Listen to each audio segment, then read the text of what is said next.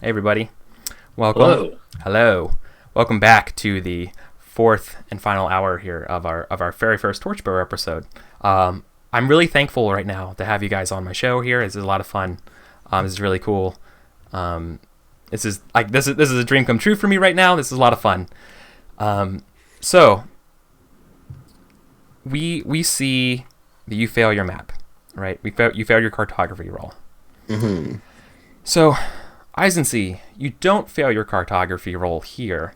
That's not what we're going to see. So go ahead and mark that you have this map here.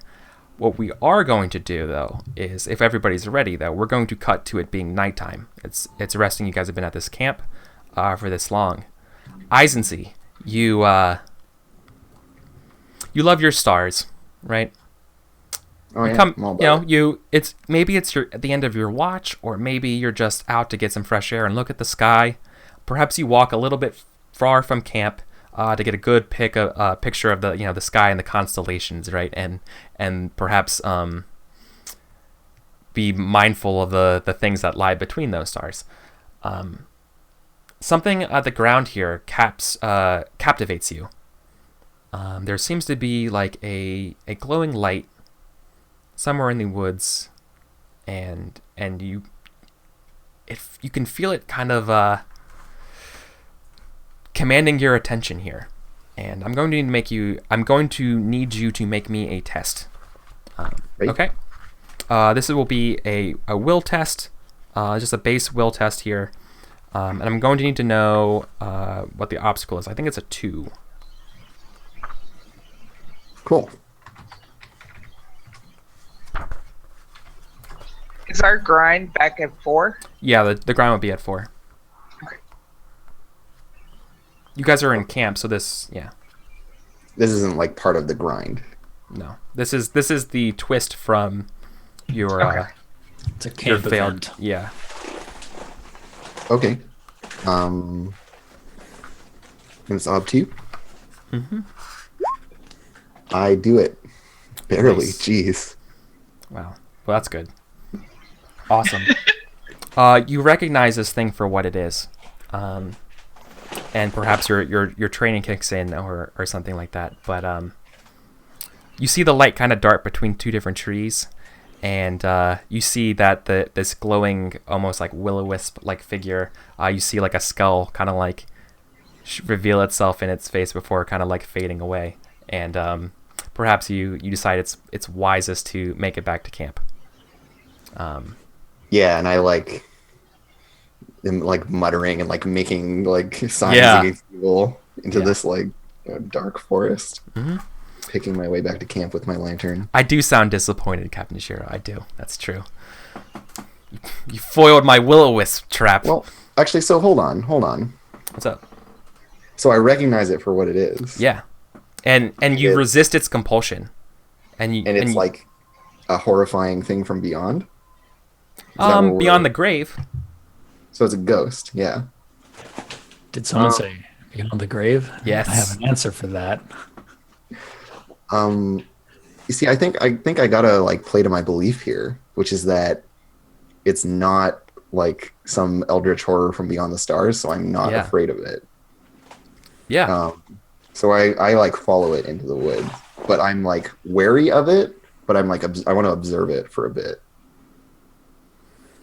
So you're not following just like I'm not like lining enthralled, for it. You're like, but I'm like, yeah. and also I connect the dots that maybe that's why the camp was empty. Yeah. So I feel Okay. like I would have to like I got it's on my sheet. Eric. I Yeah. gotta- No. Totally. Okay. It's not my sheet. So it's going to lead you to someplace you don't want to go. My question here is that whether or not that requires you to have a roll. No, okay, you follow it. You're not afraid of it, right? Yeah, it's almost like I'm like an ornithologist observing some exotic bird or something. I'm just like, oh yes, a ghost. Oh, how fascinating. Yeah. And are you willing to follow it? Are you willing to follow it? Like, it's okay. It will proceed to speed up and try to like lose you in the woods. will you continue to follow it? I'm asking you this because of your successful will test, and you're doing this of your own volition. Is there a point where it would become like it's not worth it? How far are you willing to go with that belief, right? And see, I think this is also about like wanting to know where its little like dwelling that it lures people into is. Yeah. So that I can steer us around it. So I think I follow it a ways, and then as soon as it's like aware of me and is trying to like flee or whatever, and is no longer thinking that I'm like being baited in, I'm just like, okay, cool, well, we're done here, and I'll wander back to camp. Okay. Yeah. No. It definitely takes you quite a far distance. It takes you to what would look like a meadow in these woods. It looks to be with a few standing stones. Okay, cool. And that's like somewhere up ahead of where we're traveling. Yeah. You notice also, though, you picked a very fortuitous place to stop. It looks to be that perhaps your foot's like hovering over it, but there's quite a lot of not quicksand, but just cold mud, like pools of mud around this area where the ground is very flat. Yeah, it gets like marshy. Yeah, it gets like marshy around here. Yeah. And I can like smell that like bog kind exactly, of smell here, exactly. The sounds of like you start hearing the faint sounds of like croaks and of frogs. Yeah. I'm just like, this would be dumb at this point, and so I like turn around and walk away. Yeah. You don't want to ruin your nice shoes, your nice boots. Oh yeah, only the finest. Yeah. All right, so that's how my night goes. Yeah, you come back to awesome. Team, I guess you guys probably sleep through the night and stuff, and if you're ready, then morning comes. Nobody comes back to this camp. Straight up, Right. It's fucking nobody. Were you guys tending the fire or anything? Did it just go out? Technically, I'm sure that we kept it at like a low burn overnight, just like embers or whatever, so we could stoke it. We kept watches and have some cold, some lukewarm rabbit stew, some rewarmed rabbit stew. Yeah, and then I don't know. I mean, if they didn't come back or anything, I think at least Ahab's interest in this campsite has been thoroughly exhausted, and he's like, "We make for the tower." You didn't search the camp for treasure? I mean, was there anything at all that seemed to indicate there may have been anything hidden other than what was readily apparent to the gaze in the camp? I mean, it's a nice tent. There's furs that could just nothing to sell. Are you looking for things that would be worth selling? Yeah, exactly. There's a hand mirror here. In people's belongings, there's somebody had a hand mirror. Perhaps there's initials on it. DZ, so like Delta Zulu, right? Like Delta on the back Zulu. of it. Yeah, like DZ, not literally Delta Zulu, just DZ. But, yeah. Yeah. I know a song about these initials.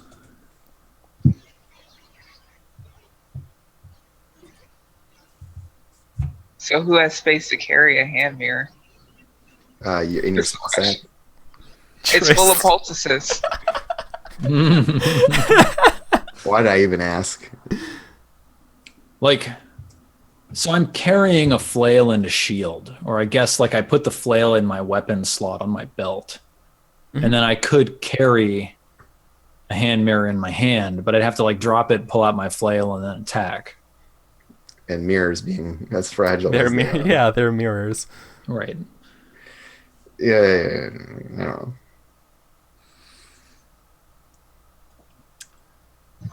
Yeah, I mean... Oh, I could stick it. I don't have a weapon in my belt. I could just jam. Like, it has like a handle. I could just put it in there. Yeah. Just like put it in your belt. Yep. And if it breaks, so be it. Should stop making me carry all your shit. And is this like, I'm imagining this as like super casual looting, like Ermintrude is just like be beautiful on the morning and just like grabs that and jams it in her belt as she's like, yeah, nice. She's so like perfunctory about everything It's just like, oh, this is just another thing, whatever. It's also true that like it's not the knight's treasure, so we'll take it, and then maybe we'll swap it up when we get something really fancy. Yeah. The pirate's code. Gotta live up to it, even on land. All right. So what's next for our brave adventurers, Eric? Do you tell anybody about your nighttime encounter? Yeah, that was going to be my next question, actually. Like a bad wizard? Okay.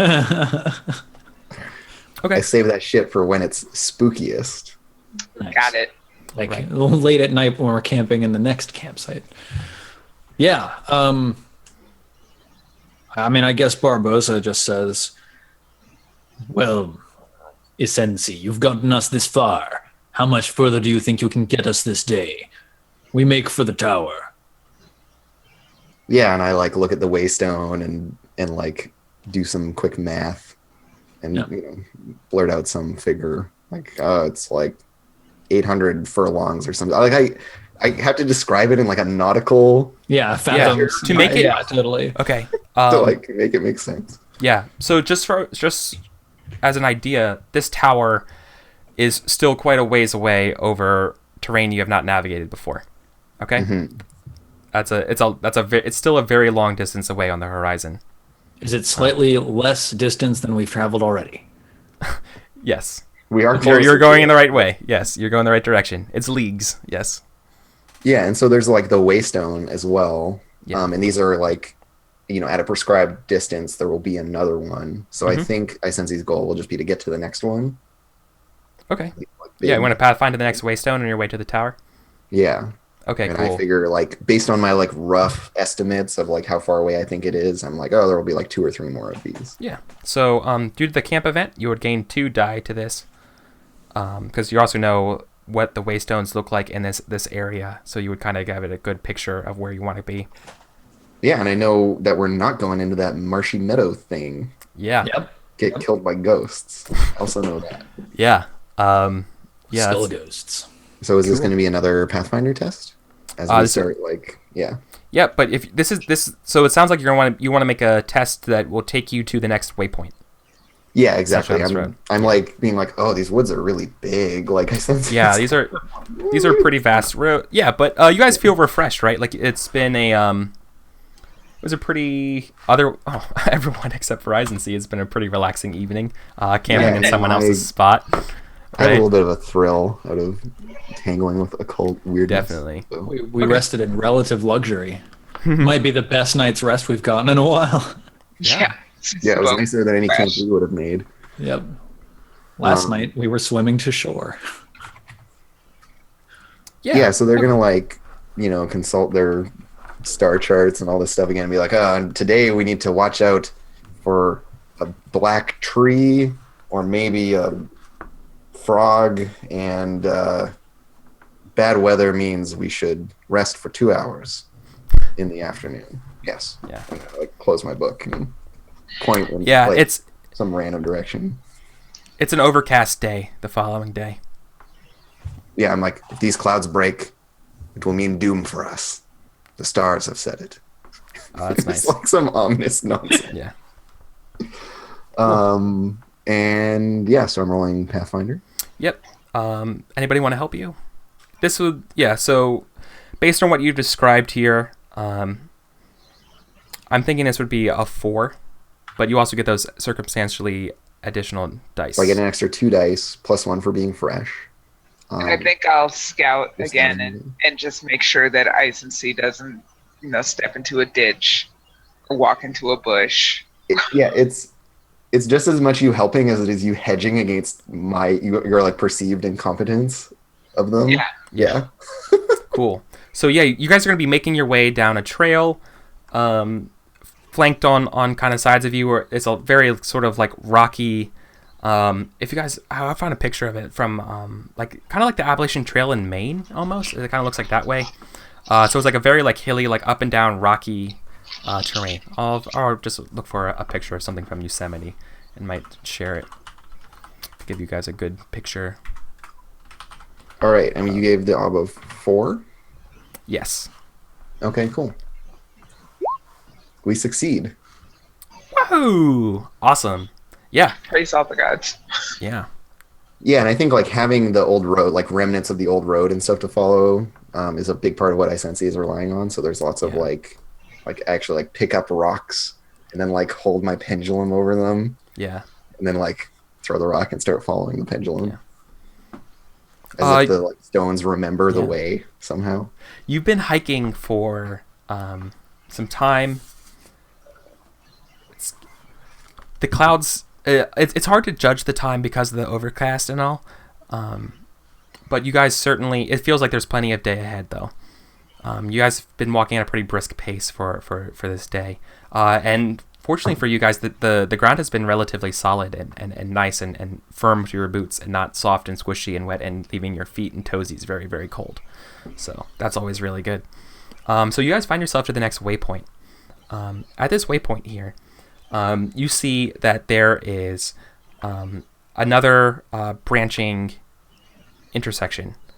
This is almost like a crossroads here. You see one path sort of zigzags away from the tower. Like one goes in one direction towards the tower, the other one goes another way. This one's leading up to a bluff, a high sort of like cliff face that's facing off sort of like a mountain that's sort of off of the other mountains in the nearby distance here. It's not snow-capped like the other ones. It's probably I'm horrible at judging distances, but a couple thousand feet high. It'd be a really good spot to see everything, you think? Right. This is more like a vantage point. So we've got either sort of a path that leads to a tower, which is in itself sort of a vantage point, but we don't know the terrain between us and there. Yeah. And then a path that leads towards a bluff. Mm-hmm. Does one of the destinations seem closer? The bluff would be far closer at this point. Okay. Yeah. You reckon based on your traveling, that and the distance now between waypoints, you're looking at like another 4 or so waypoints to this place. Got it. This is it's like far. Every time I run the numbers, this like distance keeps getting larger and larger. Yeah, exactly. Maybe. I was gonna say, look, if you wanted to do that to get to the tower, it's like you might want to. Okay, I mean you can. It's like ob 8. Yeah, it's like okay, it sounds just right. Kill yourself now. So like. In our objective to reach the tower, seeing the lay of the land from the vantage point on top of the bluff would make that easier. Mm-hmm. Oh, yeah, that would certainly give you advantage of being able to overlook different areas. And we're all like discussing this at the crossroads, right? Yeah. Yeah, that's what I bring up. I turn to you, Ice and C, since you're the navigator, man. Person. We're in your hands. If you think it's valuable to you to see from atop this vista, then tell us now, or else we continue for the tower. And it's like the captain is telling me this of like, oh well, I have this idea, but if you're like, I'm just like, it's one of those. Yeah, okay, yeah, sure, whatever, buddy. Like, it's like when your boss is like, do you think it'd be a good idea if we and you're like, yeah, it'd be a really good idea. Great idea. You like pull the like sheet for that out of the trash. So of course I'm like, yes, a wise course of action, certainly. Lovely. And then I have some like aphorism in my own language that I mutter. And they were like literally talking over my head, and I'm just like waiting to figure out what it is we're going to do. So, which one? Yeah, so I think Isensi is like keen on this plan of going up to the hill, and then maybe I could like more precisely map stuff out and give us an edge in finding our way.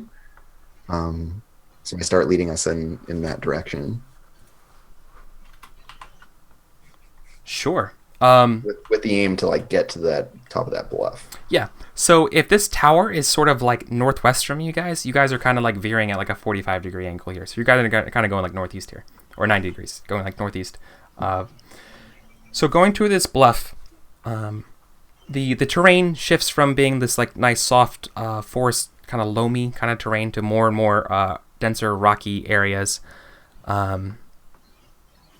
kind of see like that montage, right, of you guys kind of like hiking up this place, and you guys get to a chasm that's sort of blocking out. You see that there are 4 posts on either side where you are. It looks like the bridge is gone since winter. It's probably about like a 10-foot or so jump across. Is there anything on the other side that I can see that we would be able to like tie a rope onto or something like that? There were sorry, when I said 4 posts, I meant 2 posts on one side, 2 on the other side. Yeah, exactly. It looks to be like it was a rope bridge at one point. Perhaps there's actually some ropes dangling down this chasm. Yeah, they're like sad torn. Yeah, you see that there's a brook running beneath you, approximately like 20 or 30 feet or so. It's like carving like that sort of like classic like V, like a glacial kind of path. Okay. So it's quite deep here. Yeah. Exactly. It's like a very like sharp drop. Yeah. And I think like I sense he is like following the pendulum, and Ermintrude has to like grab the back of my Yeah. So I'm just like so distracted.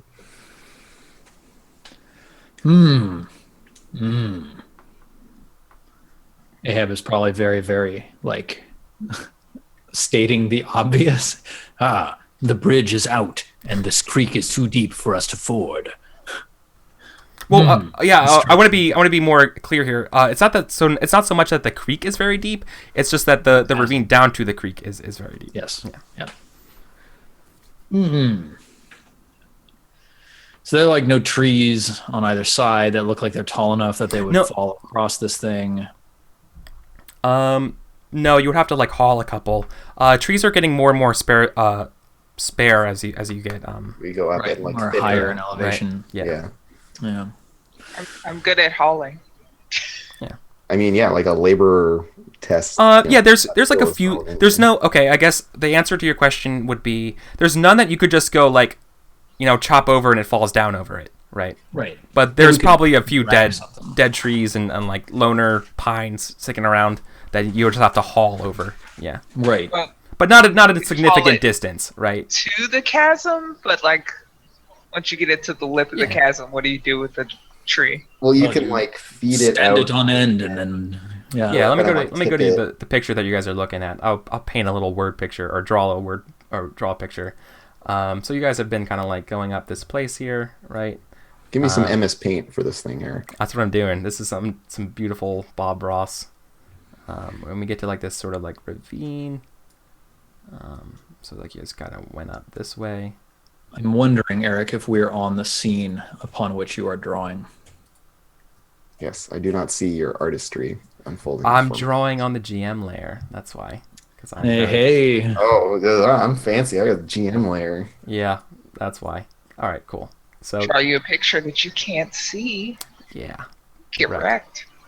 Okay. So let me just quickly draw sort of like the ravine here. Post 1, post 2, post 3, post 4. Sort of like your rocky cliffs.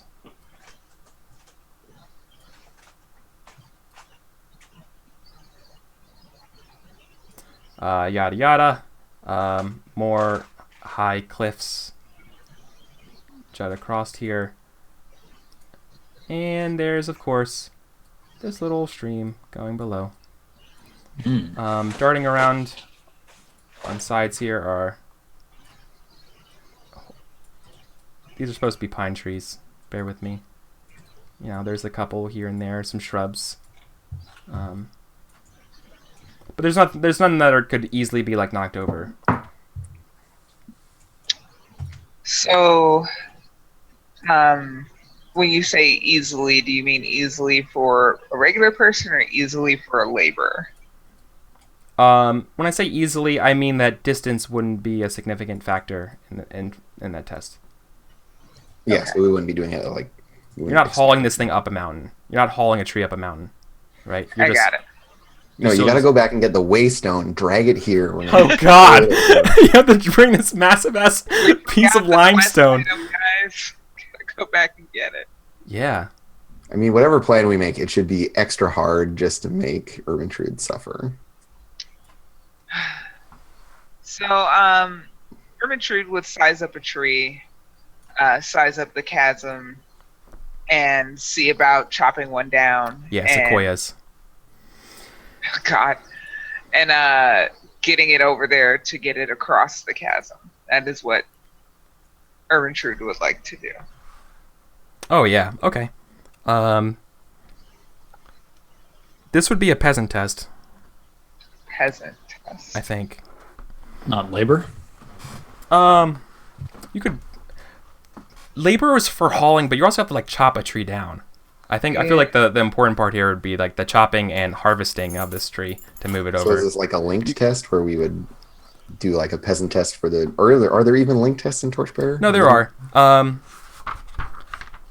So, like, peasant to get the tree, and if we get, like, the right tree and pass the labor test, then we can, you know... No, I feel like the game's not really supposed to do it that way. I would either say it's a survivalist to fashion the bridge, or it's like labor or something like that to, I guess it could just be a simple labor, or would this even be sort of like survivalist to make a bridge? Yeah, it depends on if you think survivalist is like Boy Scoutery, right? Yeah, definitely. Yeah, which it totally is. I feel like the other thing too is like how we approach it could color what kind of skill we want. Yeah. Like certainly if we were making a new rope bridge, like 100% survivalist. Given that we're just gonna have this like no, you're just really just throwing down this tree, right? You're just gonna like, bring it down and just haul it over and really like nonchalant. Yeah, and, like smack it across the gap and then hopefully it holds up while we cross it. Kind of balance over it. Okay. Yeah, no, that'd be laborer. Okay. Okay. So some factors here would be gathering wood and digging. Yeah, burning. Okay, this is true. And then it is known. All right, to bring this over and to cut down this tree and haul it over. This is probably the same as like. It's like it's probably about a statue. So.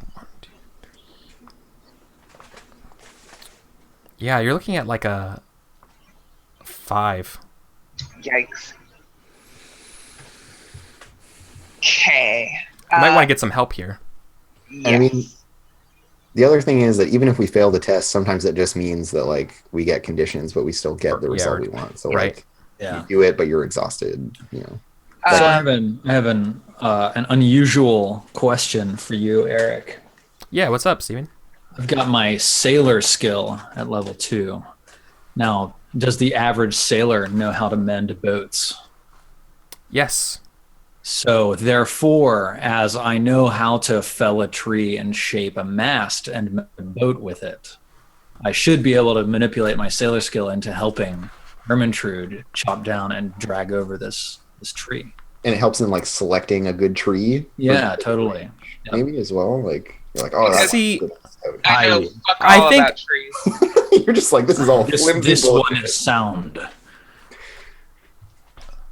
That's kind of stretching it. I would have accepted if you were using carpenter though. Damn. I feel like the carpentry aspect of sailor is more about navigating the seas, right? But you have a fundamental understanding about trees, but you wouldn't be able to know like, that tree looks like a tree, right? Here's my pitch. Sailor is relevant if we use rigging to get this tree into place. Yeah. We got some rope and we do some rigging. I could definitely see that coming in as a factor. Yeah. Totally. Okay. Cool. And now here's my pitch. Crafting. Yeah. I mean, making a bridge, crafting is part of my nature. I don't even know if I can use like a nature description. If you were going to use your nature, this is important because you don't have any persona yet, right? If I would say that this could fall under your nature and you could use your nature rather than a skill to do this. However, that means that nobody else could help you unless their nature is also harmonized with that. Yeah. Okay, probably not that then. So I have labor of 3, and I'm getting 2 die of help so far. Did we decide on that? You're fresh. I can't help you. I don't have. Okay, so 1. You're fresh. Okay, so that fresh puts me at 5. Unless the bridge you're building is an abomination. It very well might be, depending on the dice. Yeah, I don't think any of my skills are relevant at all. Scavenger to find a tree. To scavenge the proper tree. Yeah. Yeah, like you could break this down into 2 tests of being laborer to just get the tree there and then carpenter to build this bridge, but it's really more like you're just hauling this thing over, right? Yeah, we're really just hauling a tree into place. Yeah. So 5 dice and I have to get all successes. That's what it sounds like. Yeah, and you're basically going to lash this to... you're going to try to lash this with some rope. You guys have rope then, right? I'm the one helping. Oh, you're you a sailor. Yeah, that's why I'm contributing with my sailor. Oh, I like that. Yeah, I like that you have a little bit of like rigging on you at any given time. Yep, totally. Yeah, that's cool. So I have a 3 in labor. I'm getting 2. Do we have any? We don't have supplies that could be useful. And the offset is 5. Oi. I try real hard, team. Yeah, you did your best. Nice skulls. Okay. And hey, you gotta fail to advance your skills. So yeah, make sure you're marking that, right? So your tree. Yeah. Okay. You guys. Yeah. You guys make it across, but you guys are all pretty hungry and thirsty after this ordeal. Does that mean that we just lose our fresh check, or do we also gain the hungry? You gain hungry and thirsty condition. Okay. I didn't help. Oh, that's right. You didn't help, so you are. I'm still fresh, right? You are still fresh. Yes. I'm just like doodling on my map and like checking my almanac and like hanging out while you guys are doing all this manual labor. Yeah. So that we can help you map better. Ungrateful. If you want, like as a test, like if you wanted to mark that, like up towards the bluff, there's this bridge here on your map or whatever. Like you could make a test real quick if you wanted, as a place you can go back to. So this is kind of hard. Like this is, the reason why I'm telling you this because we're in like a wilderness setting. So like rooms are kind of vague. So like whenever you want to landmarks and things, right? And you guys just built a bridge over, you repaired a bridge essentially. Yeah. So this is totally in the map. A bridge. You guys precipitously balance yourselves over a log across here, right? Yeah. And my instinct is to always map our course through danger. So like, hazard along the way, I note in my map. Man, so I get another cartographer check. Yeah, if you want. I'm offering it as an instinct because of your instinct. Because my instinct. Yeah. No, we might have to. Yeah. I won't. I would certainly not consider it test mongering if you ever ask me, can I make a cartography test? Because we're doing a little bit of unorthodox here. Well, and I figure that like sometimes it will happen retroactively as well, where it's like at the end of the day or whatever I'm writing them. But, yeah. Totally. And this doesn't count towards the grind because it's from my instinct. So exactly. I'm gonna roll. But you guys are at the grind of 2. And so, what's my obstacle? 2. 2? Okay. Yep. It's a place and it's you've been there, so it's 2. Okay, and I've got my map doesn't count as supplies for my map. Like the previous stuff in the map doesn't like make it easier to add this one in, right? No.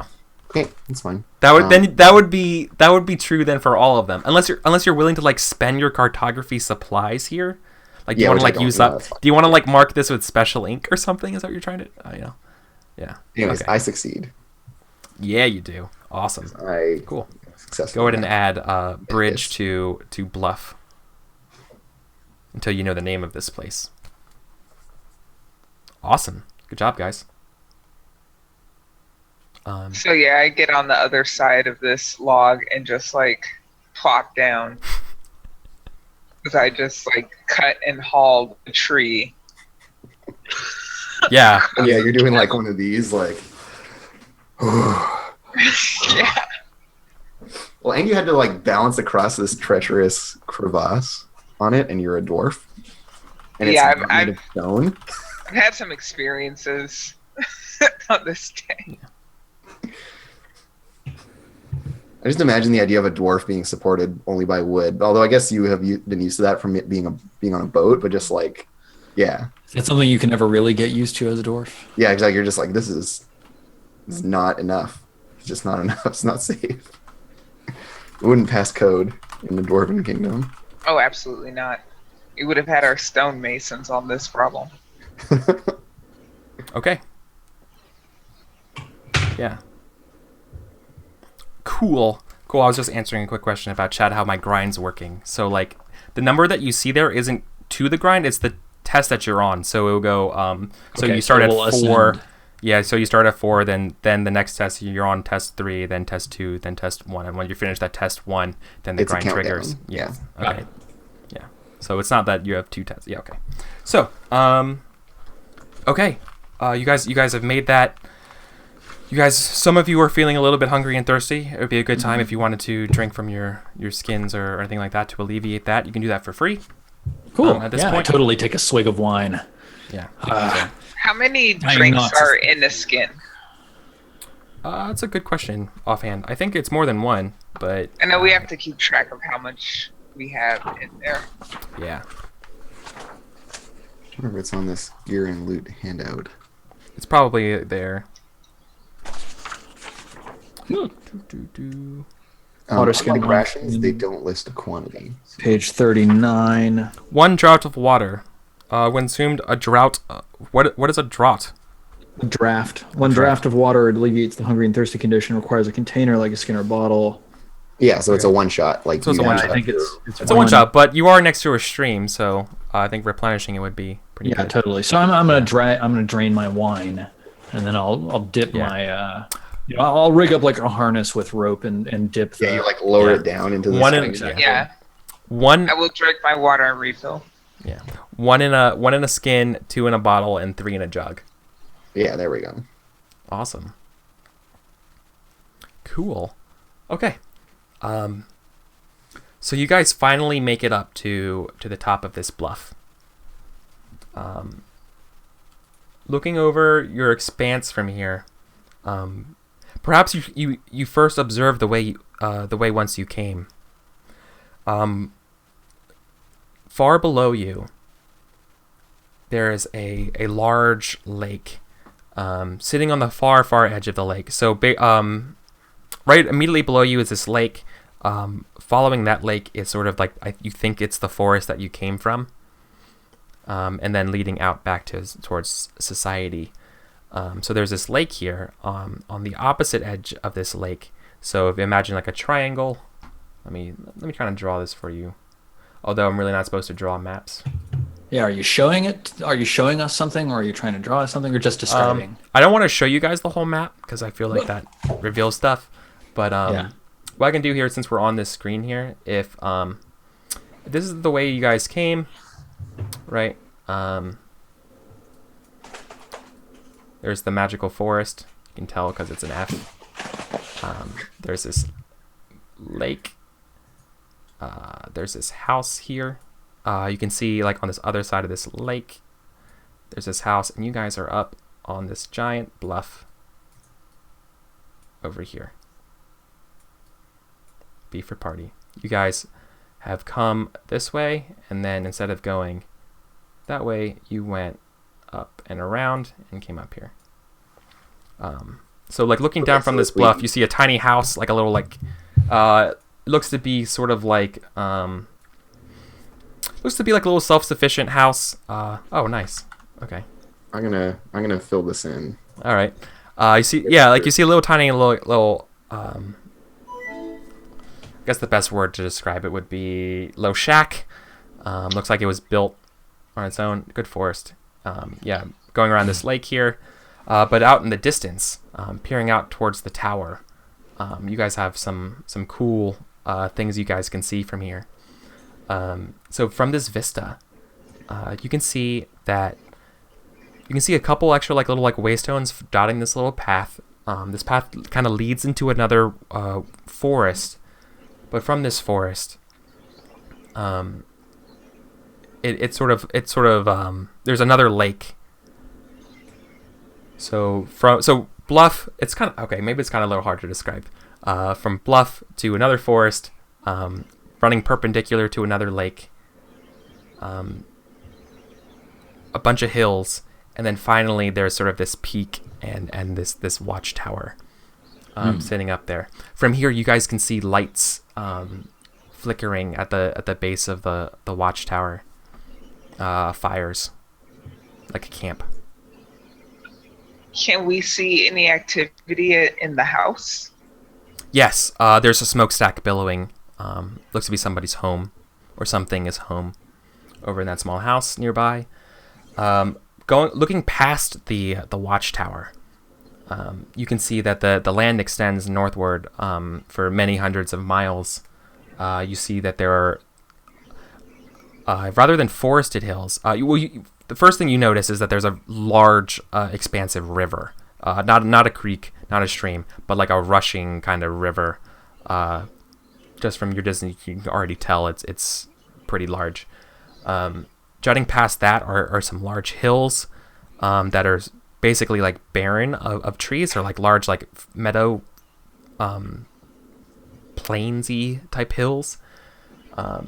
Jutting up, and right at the furthest part of the horizon that you could see before like more and more mountains is that there's another, there's probably the largest lake that you guys have seen so far, and jutting from in the middle of that lake is a large pointed jagged rock. So you basically can see this huge expanse and openness. Anywhere I didn't describe, you could assume there's hills and rocky terrain jutting on each other side.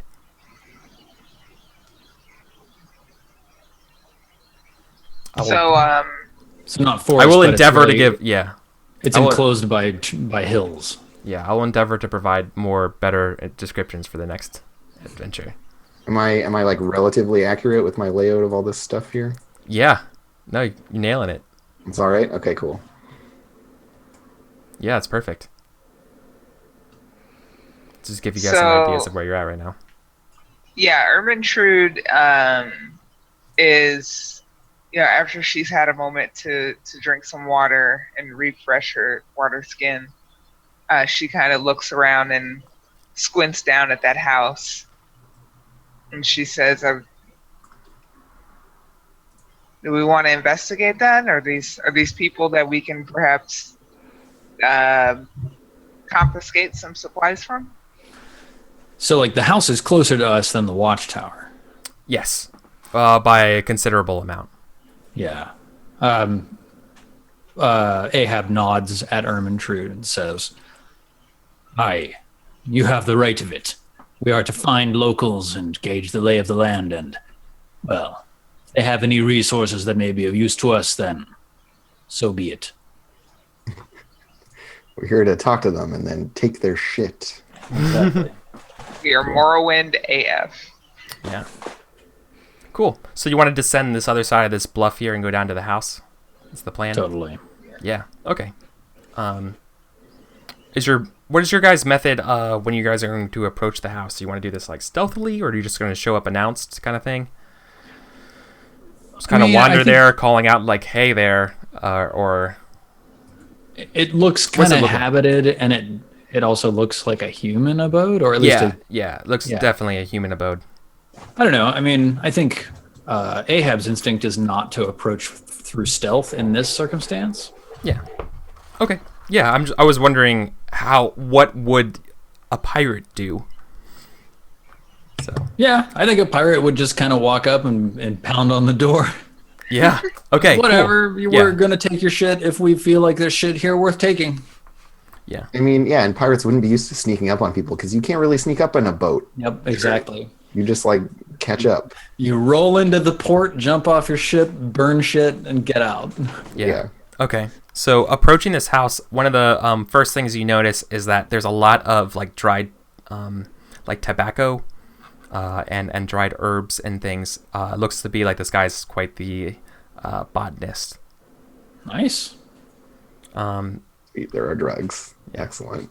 Yeah, maybe we can trade our poultice for something. Who knows? Yeah. Or it's a witch. Or it's a witch.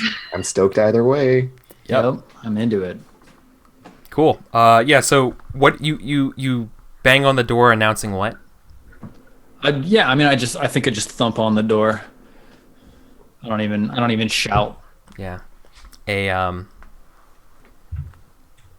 curmudgeon-y crone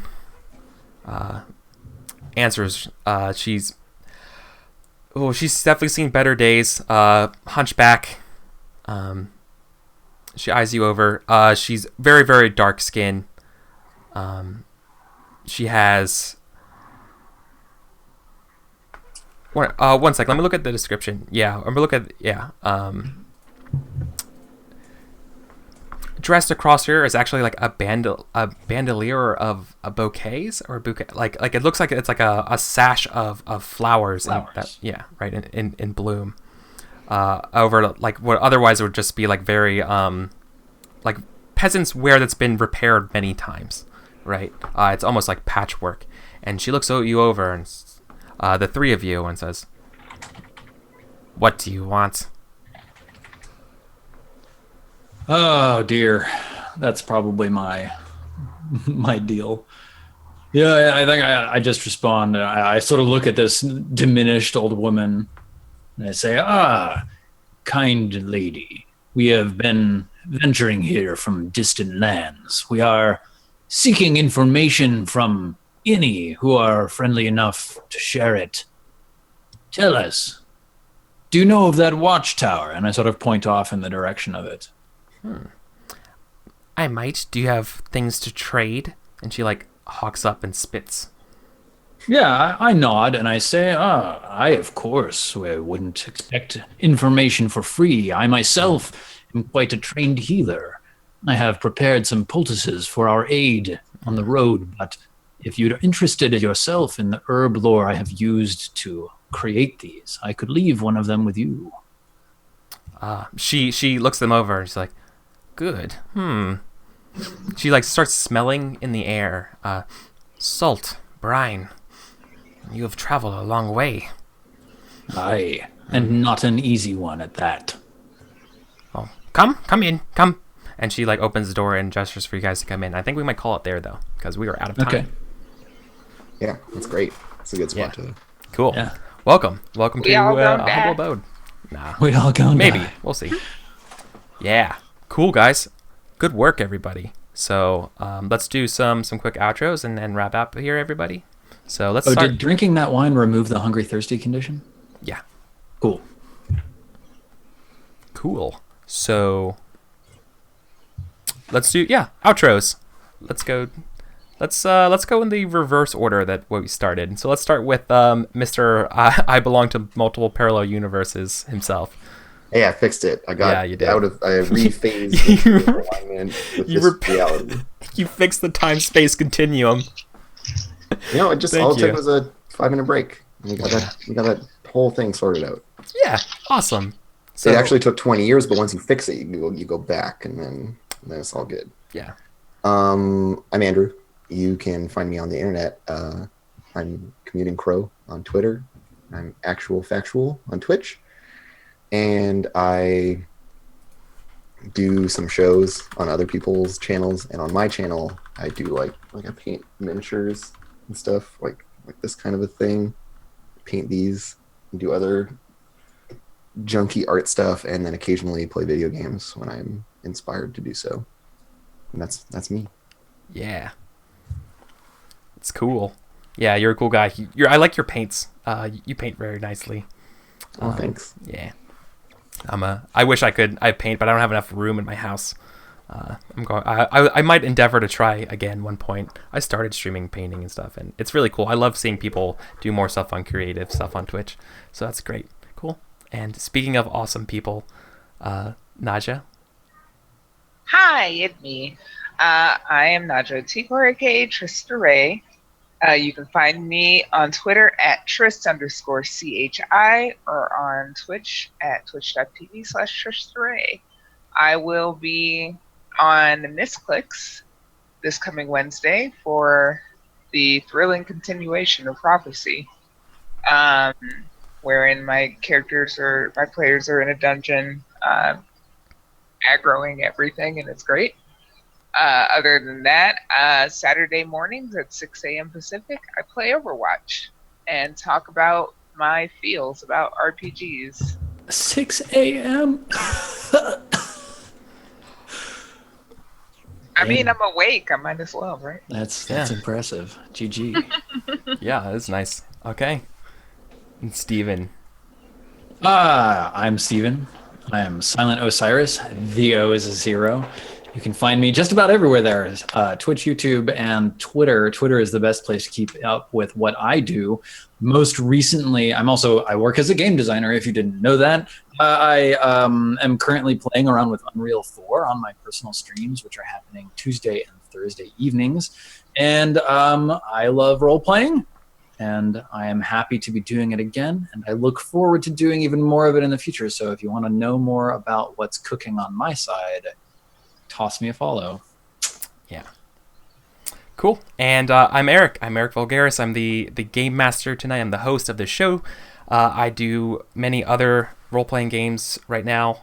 Just to quickly jump through them, I do It's Never Sunny in Duskfall, which is an ongoing Blades in the Dark campaign, where we run a tea house that's motto is "We have strong tea and stronger ladies." It's a really fun game featuring a lot of really cool people.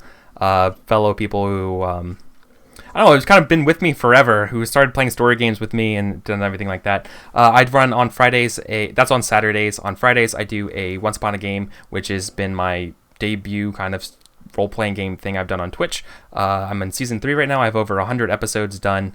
That's where I play most of my one-shot story games that I just uncover that are super fun.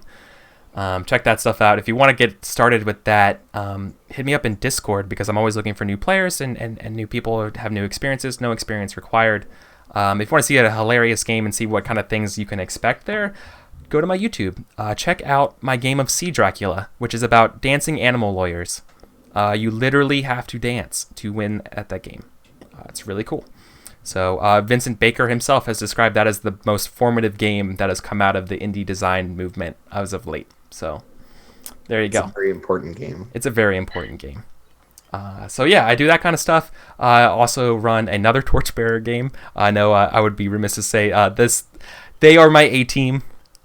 I'm running a game. There's an old module. Ready to get usurped. Oh, yeah. Fire it in there and take that stuff. Coming for your edges. Yeah. So if you guys like hanging out with Fake Alex in chat, come back and return for that on Wednesdays at around 10 a.m. Pacific, 11 a.m. Pacific. So that's like 8 p.m. We're running it through an old D&D module called the Sunless Citadel, and it's been a lot of fun converting that for us. So that'd be good.